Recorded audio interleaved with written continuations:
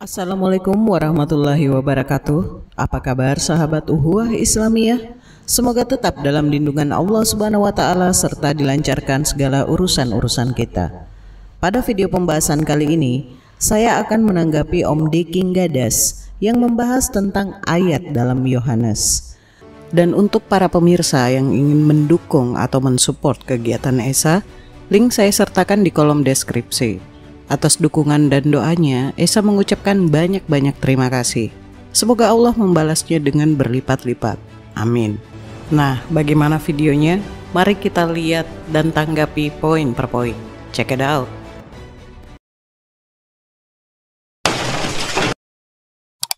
Nasi di dalam Injil Yohanes ya, sangat banyak di dalam Injil Yohanes ya.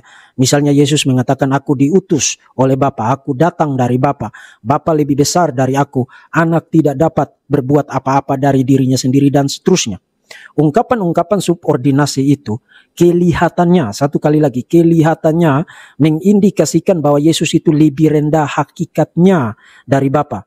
Dan karena itu para bidat seperti Arianisme pada abad keempat dan bahkan sampai sekarang, terutama para polemikus kampung sebelah, mencomot-comot kata-kata Yesus itu untuk menolak ketuhanan Yesus Kristus. Dan bukan hanya itu, saya kira saudara yang Kristen, kalau saudara mau jujur, banyak di antara saudara yang kebingungan, meskipun saudara percaya dengan segenap hati saudara Yesus adalah Tuhan, tapi saudara kebingungan bagaimana memahami ayat-ayat itu, kata-kata Yesus itu, apalagi bagaimana menjelaskannya kepada orang-orang yang doyan mencomot-comot ayat itu untuk menolak ketuhanan Yesus.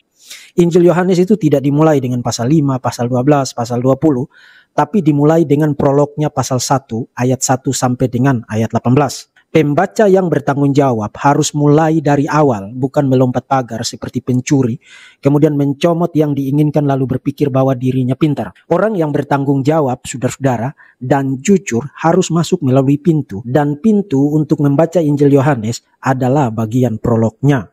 Nah, di bagian prolognya, ringkas saja, Yohanes sudah menegaskan tentang Yesus itu siapa. Yesus adalah Sang Firman yang kekal, bersama-sama dengan Bapa, artinya pribadinya tidak sama dengan Bapa, pribadinya berbeda dengan Bapa, dan Yesus Sang Firman itu adalah Allah, pada hakikat, pada naturnya adalah Allah. Pasal 1 ayat yang pertama, Yesus Sang Firman yang kekal ini menjadi manusia bukan untuk melancong ya, bukan untuk jalan-jalan, melainkan untuk menyatakan anugerah, kemuliaan dan kebenaran dari Bapa kepada dunia.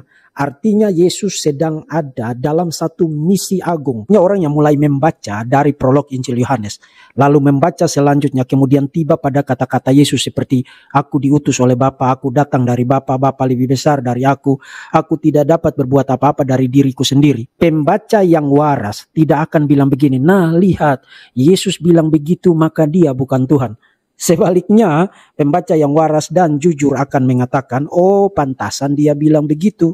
Karena dia adalah Allah yang menjadi manusia. Dia sedang ada dalam suatu misi agung di dalam dunia. Jadi bagian prolog itu sangat penting untuk saudara mulai dari sana. Dan di dalam konflik-konflik itu, konteks-konteks konflik itu, Yesus selalu melegitimasi tindakan-tindakannya dengan mengatakan bahwa pekerjaan-pekerjaan yang dia lakukan, yang menuai protes itu, pekerjaan-pekerjaan itu sah. Kenapa sah? Karena dia diutus oleh Bapa untuk mengerjakan pekerjaan-pekerjaan itu. Karena dia setia dan persis melakukan seperti yang ditugaskan kepadanya oleh Bapa, maka para lawannya, menurut argumen Yesus, sebenarnya tidak memiliki alasan yang sah untuk protes. Itu adalah tujuan dari ungkapan-ungkapan subordinasi itu. Yesus tunduk kepada Bapa, Yesus taat kepada Bapa, setia melakukan apa yang ditugaskan Bapa kepadanya, bukan karena Yesus itu bukan Allah. Justru sebaliknya, argumen Yesus mengatakan dia tunduk kepada Bapa, taat kepada Bapa, melakukan persis seperti yang diperintahkan kepada Bapa. Karena menurut prolog Injil Yohanes, Yesus adalah Allah yang menjadi manusia untuk satu misi yang khusus dan agung. Maka adalah benar-benar salah kaprah dan bahkan keseleo level turbo kalau orang membaca kata-kata Yesus, aku diutus oleh Bapa, Bapa lebih besar dari aku tidak dapat berbuat apa-apa dari diriku sendiri. Kemudian berkesimpulan, nah itu berarti Yesus bukan Tuhan. Anda kalau berkesimpulan begitu, Anda perlu cek. Anda sudah di urutan keberapa pada antrian untuk memeriksa akal sehat. justru membuktikan bahwa Yesus dan Bapa memiliki satu hakikat, satu kuasa, satu kedaulatan, dan satu kehendak. Nah, bagaimana membuktikan itu, saudara? Sebenarnya tidak perlu saya membuktikan itu. Karena ribuan tahun yang lalu, bapak-bapak gereja telah mewariskan bagi kita satu pembacaan yang sangat powerful dan sesuai dengan keseluruhan konteks Injil Yohanes mengenai ayat-ayat itu. Untuk ringkasnya saya sebutkan bagi saudara 3 bapak gereja, ya. Hilary of Poitiers, itu bapak gereja abad keempat. Kemudian Gregory of Nazianzus, juga bapak gereja abad keempat. Dan Cyril of Alexandria, bapak gereja abad yang kelima. Nah, setelah melihat kurang lebihnya video penjelasan dari Om Deki, kita cukup senyumin saja. Kenapa saya berkata seperti itu? Saya tidak habis pikir dengan pola pikir Om Deki dalam menjelaskan sesuatu tentang keyakinannya, terlebih soal keilahian Yesus sendiri, sampai menjudge seseorang tidak waras dalam hal memahami konteks ayat dalam Bible. Mari kita buktikan siapa yang tidak waras dalam hal ini. Ketika Om Deki menjelaskan bagaimana untuk menanggapi atau memahami ayat-ayat dalam kitab Yohanes yang seperti menunjukkan bahwa Yesus bukan Tuhan, seperti Yohanes 8 ayat 18, "Akulah yang bersaksi tentang diriku sendiri dan juga Bapa yang mengutus aku bersaksi tentang aku." Yohanes 17 ayat 3, "Inilah hidup yang kekal itu, yaitu bahwa mereka mengenal Engkau satu-satunya Allah yang benar dan mengenal Yesus Kristus yang telah Engkau utus." Berikutnya Yohanes 5 ayat 36, "Tetapi aku mempunyai suatu kesaksian yang lebih penting daripada kesaksian Yohanes, yaitu segala pekerjaan yang diserahkan Bapa kepadaku, supaya aku melaksanakannya. Pekerjaan itu juga yang kukerjakan sekarang, dan itulah yang memberi kesaksian tentang aku, bahwa Bapa yang mengutus aku." Yohanes 14 ayat 28, "Sebab Bapa lebih besar daripada aku." Yohanes 5 ayat 30, "Aku tidak dapat berbuat apa-apa dari diriku sendiri. Aku menghakimi sesuai dengan apa yang aku dengar, dan penghakimanku adil, sebab aku tidak menuruti kehendakku sendiri, melainkan kehendak Dia yang mengutus aku." Dan masih banyak lagi ayat-ayat yang menunjukkan Yesus bukan Tuhan. Nah, dari ayat-ayat tersebut, di sini Om Deki menegaskan bahwa dalam memahami ayat-ayat tersebut, kita tidak boleh langsung lompat pagar, tetapi harus lewat pintu. Artinya harus melihat prolog atau pembukaannya dulu. Karena kitab Yohanes sebetulnya dimulai dari ayat 19. Jadi Yohanes 1 ayat 1 sampai 18 ini merupakan kalimat prolog dari penulis. Prolog ini penting karena dari situ kita akan diberikan gambaran tentang isi kitab yang akan kita baca. Baik, mari kita tanggapi. Apa sih prolog itu? Prolog adalah pengantar teks dengan satu atau lebih deskripsi atau pendapat penulis tentang cerita yang akan disajikan, atau bisa juga pengantar dari suatu naskah yang dapat berupa dialog atau kilas balik dari suatu peristiwa yang terjadi dalam cerita. Pada dasarnya prolog sifatnya tidak wajib, namun dengan adanya prolog yang baik akan membuat pembaca semakin tertarik dan penasaran dengan isi cerita suatu karya sastra. Nah, bagaimana dengan prolog dari sebuah kitab suci? Dalam menentukan sebuah prolog dari kitab suci, tentu tidak boleh sembarangan, apalagi ini menyangkut sebuah keyakinan. Prolog ini harus betul-betul diuji, makanya penulis harus berhati-hati untuk memastikan bahwa informasi yang dibagikan dalam prolog tersebut harus relevan dengan isi cerita. Nah, kenapa harus diuji? Saya kasih analogi untuk hal ini. Prolog menginformasikan bahwa dalam cerita mengisahkan tentang hewan purbakala yang ganas, hidup di air dan tingginya segede gaban. Tetapi kenyataannya isinya kita disodorkan adalah seekor marmut. Jika penjelasan Om Deki seperti itu mengutamakan prolog untuk memperjelas isinya, maka kita akan dipaksa menganggap bahwa marmut adalah hewan purbakala yang ganas, hidup di air, dan tingginya segede gaban karena prolog. Karena apapun yang ada dalam isi tulisan, bahkan pengakuan jelas dari tokoh utama tulisan tersebut tidak berpengaruh apapun. Nah, inilah yang namanya doktrin cap pecel lele. Paham gak Om Deki? Apakah Anda berpikir bahwa teman-teman Muslim, termasuk saya, langsung lompat pagar tidak lewat pintu? Dengan kata lain, langsung ngutip ayat-ayat yang menunjukkan Yesus bukan Tuhan tanpa mengetahui dasar konsep keimanan Anda?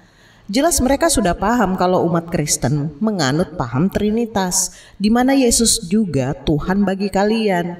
Mereka mempertanyakan ayat-ayat tersebut karena itu tidak sesuai atau tidak relevan antara prolog dengan isi, bahkan jelas-jelas berkontradiksi dari pengakuan tokoh utama dalam tulisan tersebut.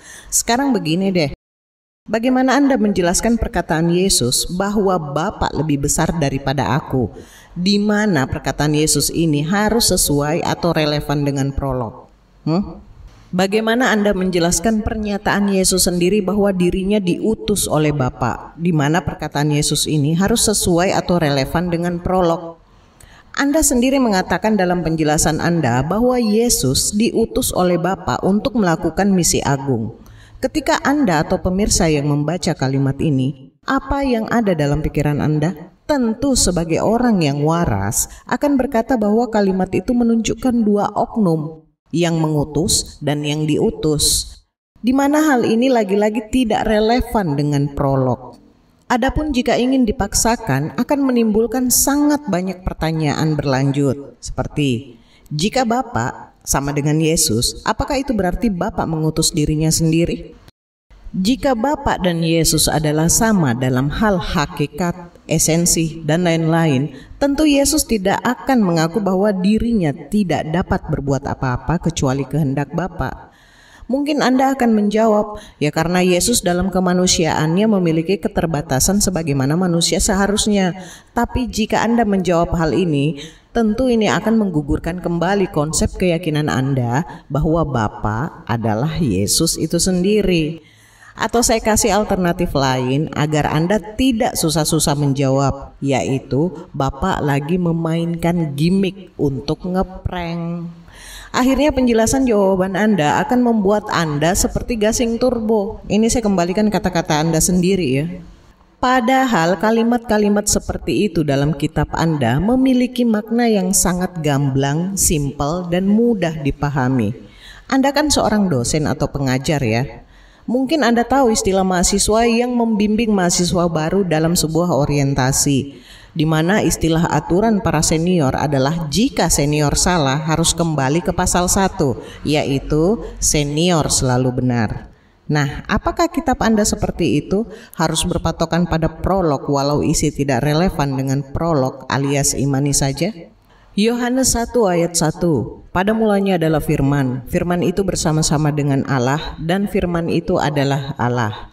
Saya katakan tadi dalam penjelasan saya mengenai prolog bahwa penulis harus berhati-hati untuk memastikan bahwa informasi yang dibagikan dalam prolog tersebut harus relevan dengan isi cerita. Apalagi Yohanes 1 ayat 1 yang dijadikan prolog ini alias dasar keimanan Kristen berasal dari himne Platonis yang diperkenalkan oleh cendekiawan Yahudi bernama Philo kepada bangsanya. Pencaplokan ajaran Platonis oleh penyalin Injil Yohanes ini dijelaskan oleh Bapak Gereja Santo Agustinus. Buku filsafat Platonis yang telah diterjemahkan dari bahasa Yunani ke bahasa Latin, walaupun tidak sama persis tetapi jalan pikirannya sama, didukung dengan berbagai argumen bahwa pada mulanya adalah firman, dan firman itu bersama Tuhan, dan firman itu adalah dari Tuhan. Segala sesuatu dijadikan oleh Dia atau firman, dan tanpa Dia atau firman tidak ada yang dijadikan. Nah, atas dasar apa penulis menulis prolog dari hasil caplokan? Metode apa yang digunakan penulis Yohanes ini? Bagaimana penulis menafsirkan perkataan-perkataan Yesus sehingga menyimpulkan prolog seperti itu? Kalau orang yang pikirannya lurus, sangat wajar bertanya seperti itu, karena Yesus sendiri tidak pernah mengakui dirinya sebagai Tuhan, apalagi sehakikat, esensi, dan lain-lain dengan Bapa. Dan ini dibuktikan sendiri dengan isi kitab berupa ayat-ayat pengakuan Yesus sendiri yang menunjukkan itu tidak relevan dengan prolog. Anda membawa bapak-bapak gereja untuk membuktikan tulisan Yohanes tersebut. Baru kemarin saya bahas dalam menanggapi Pak Bambang Nursena, seperti Hilarius Uskup Poitiers, Theophilus, Ignatius dari Antioquia, dan lain-lain. Semuanya merumuskan paham Trinitas sebelum konsili Nisea diadakan. Dari formula yang dirumuskan bapak-bapak gereja tersebut belum menemukan kata mufakat soal keilahian Yesus. Bahkan setelah konsili tersebut diadakan untuk tujuan satu iman Kristen, ini tetap tidak terwujud. Bahkan sampai detik ini, banyaknya denom-denom Kristen yang ada. Masalah sisi ilahi Yesus, perevisian kitab yang terus-menerus, terus mufakatnya di mana? Deki mengatakan bahwa Yesus diutus oleh Bapa untuk misi agung dalam mengajarkan kepada manusia. Sekali lagi, orang yang berpikir waras dan lurus, yang mengetahui bahwa Tuhan itu maha kuasa, maha mengetahui, maha berkehendak, dan lain-lain, tidak perlu menjelma menjadi manusia untuk menunjukkan bahwa dirinya ada, dan tidak perlu berubah menjadi manusia untuk mengajarkan manusia. Pawang monyet tidak perlu menjadi monyet untuk ngajarin monyet. Pawang ular tidak perlu menjadi ular untuk ngajari ular. Masih ingat nggak kata-kata saya ini? Itu kan berarti Tuhan kurang kerjaan, di mana Dia harus menjadi manusia untuk membuktikan bahwa Dia ada dan untuk mengajarkan manusia sampai Dia sendiri melanggar hakikat sifatnya sebagai Tuhan. Loh Esa, Yesus kan 100% Tuhan, 100% manusia. Berarti Tuhanmu seperti layaknya saklar on off. Ketika Tuhanmu menjadi manusia, di mana Dia akan terikat ruang dan waktu dan kuasanya terbatas, layaknya manusia pada umumnya, makan, minum, tidur, dan sebagainya, saklar off sebagai Tuhan akan dimainkan. Maka ini akan selaras dengan pengakuan Yesus, Bapa lebih besar daripada aku. Aku tidak dapat berbuat apa-apa dari diriku sendiri kecuali kehendak Bapa. Bapa yang mengutus aku. Bapa, mengapa engkau meninggalkan aku? Itu yang Anda katakan Yesus dan Bapa sehakikat, satu esensi, dan lain sebagainya. Gitu ya maksud penjelasan Om Deki ya? Saran saya, coba Anda periksa dan konsultasi ke psikiater deh. Miris dengernya. Kalau Yesus sebagai nabi, ini masuk akal sebagaimana pengakuan Yesus sendiri dalam kitab Anda sebagai penyampai firman, menjalankan misi agung yakni mengajarkan umat manusia kepada kebenaran, dapat melakukan mukjizat dan lain-lain. Ibrani 3 ayat 1-2. Sebab itu, hai saudara-saudara yang kudus, yang mendapat bagian dalam panggilan sorgawi, pandanglah kepada Rasul dan Imam Besar yang kita akui, yaitu Yesus, yang setia kepada Dia yang telah menetapkannya, sebagaimana Musa pun setia dalam segenap rumahnya. Nah, kalau kita simpulkan, Om Deki ini mungkin memegang prinsip kalau ada yang susah ngapain nyari yang mudah. Kalau orang normal kan milihnya kalau ada yang gampang ngapain nyari yang susah. Saya kira retorika yang bertele-tele dari Deki ini sangat mudah diruntuhkan oleh pemirsa setia Esa. Tidak perlu menjadi S1, dosen, doktor. Cukup pemirsa yang jeli melihat kelemahan pondasi retorika makhluk satu ini akan mampu menggilas segala omong kosongnya. Silakan pemirsa yang menilai siapa yang tidak waras dalam hal ini. Saya rasa cukup ya. Dan nasihat untuk kali ini adalah kecerdasan di otak kafir bodoh kadang dilewati, kadang hanya mampir sebentar saja. Itu otak apa rest area sih?